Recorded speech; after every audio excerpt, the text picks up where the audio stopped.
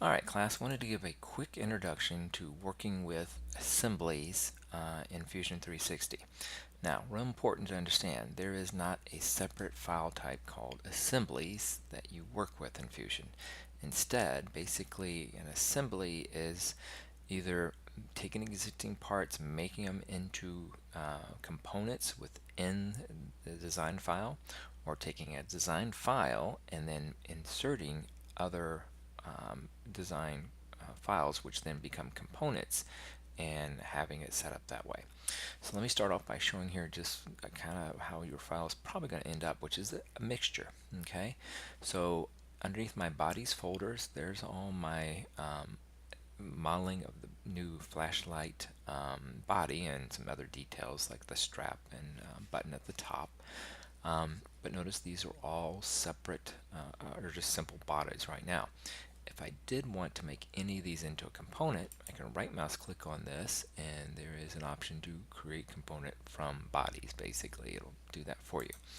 Now, down below here, there is this whole assembly, which actually is a design file that, if I can get this to open up properly, you'll see incorporates other components and either other component sub-assemblies as well. So this one is also broken up into a sub-assembly, and then underneath there's another sub-assembly. So that's all kind of, and these are all components.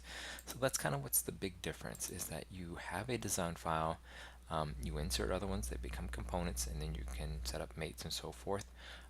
Or you basically have something like this, which is a mixture, and that you take a body and you make it into component as well.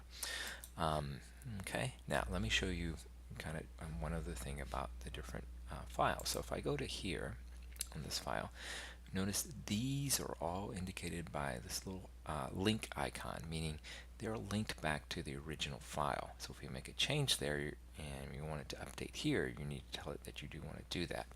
And even in these other ones that are down below, once again, these are all still linked. Now, what's interesting is that if I try to come in here and edit individually any of these, I can't. I can turn off the visibility at this level and do something like that, but I can't go in and edit down below that. Now I can, let me switch to this one that has all these that are embedded. Okay, so if you look through this list now, the little icons are gone. Let me switch back to that and show you how to do that. So when you go turn your assignment in, real important, you're going to have to break all the links so that you'll be able to save it. You can't do a save as like into that submission folder and have linked files within it. So, but if I go down and simply say break link, and this will capture the position.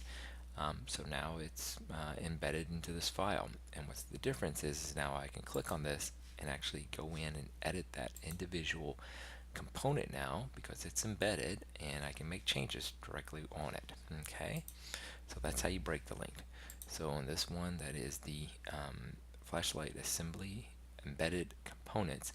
These have all been broken. Now that also incorporates, or meaning also the subcomponents. So like here, the contact assembly, all those had to be broken, as well as, all right, see if I can get this to go into that subfolder there.